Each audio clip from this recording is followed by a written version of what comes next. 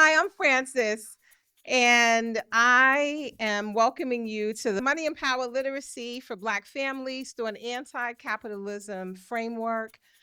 The problem is that our children are impacted by all the messages they get around capitalism, and it ends up causing stress for the families. And we want to explain a little bit about what capitalism is. Inherently, it's a flawed system that was built on the backs of the enslaved Africans. And our children deserve to know that this is a system that has not been built for them. And for them to understand that so they can be better consumers and understand what it is that what they're operating under. So capitalism is a lifeboat with very limited people that can get on that boat. But all of us, Black families, Black people, we're the shore of life that welcome and create the village for our people.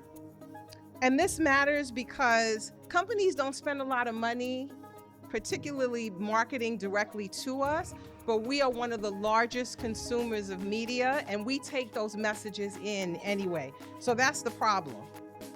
The reason why I'm doing this is for my daughters, and particularly my 11-year-old.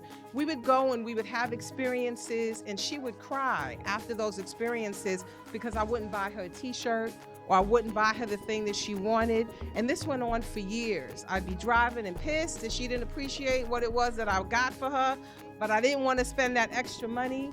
And then so finally I said to her, it takes away from the experience when you cry. And I'm glad I waited. She was 10, and this was going on from 6 or 7.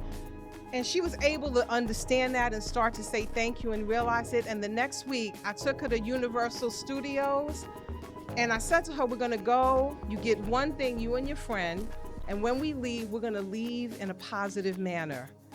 And we went to Universal Studios. They only wanted to stay in the Harry Potter area. There were 5 stores in that one area. The area wasn't any bigger than this. And I walked out of that store and I almost cried that my daughter cannot battle capitalism by herself. I mean, I just came out of the store and I said, she can't, I'm expecting a 10-year-old to be able to say no to all these messages. I came home that night and I went to ChatGPT and I said, how do you create an anti-capitalism workshop for Black families? But what's wonderful is that P4L was able to give me a blueprint that was rooted in what Black people needed. So AI was great for the framework, but what the heart of the matter is talking to Black people, finding out what they needed, giving them the innovation to have them look at and talk about what it is that I'm doing. And so thank you. I actually played, let me go back. One of my innovations is that I played a money game with kids. I gave each kid a quarter, a dime, and a nickel. And then I secretly gave a couple of them $1.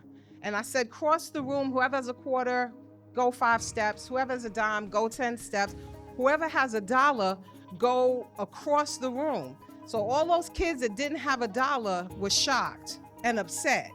And I said, this is how the system is built. Some people get more and those people get left behind.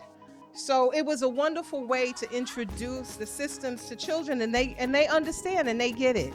So a way that I want to combat these messages is to create a way to teach our children about mutual aid. And we were able to do that. 4 of us got together at the Black Family Joy, and we were able to do our innovations as a way to create mutual aid and to come together. Oh, when I talked about the money game. So I played the money game, and one little boy, because Trina, actually the second iteration of this game, Trina said, well, ask them what they could do about not having the same amount of money. So I did. And the 8-year-old said, we could either give our $1 back or everybody can get $1. And I was so touched that he would have given his $1 back that I gave everybody $1.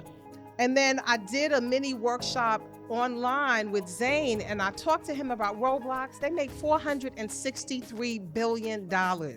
And he was spending his money on this game.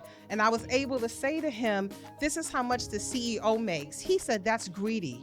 That's more than what he needs. And I said to him, that's capitalism. right? And then we looked at the cost of what the stock is so that he could actually buy into the company and make money instead of giving them his money. So here's some books for children to read on mutual aid, some books for us to read, for us to share with our children about ways for them to be better consumers.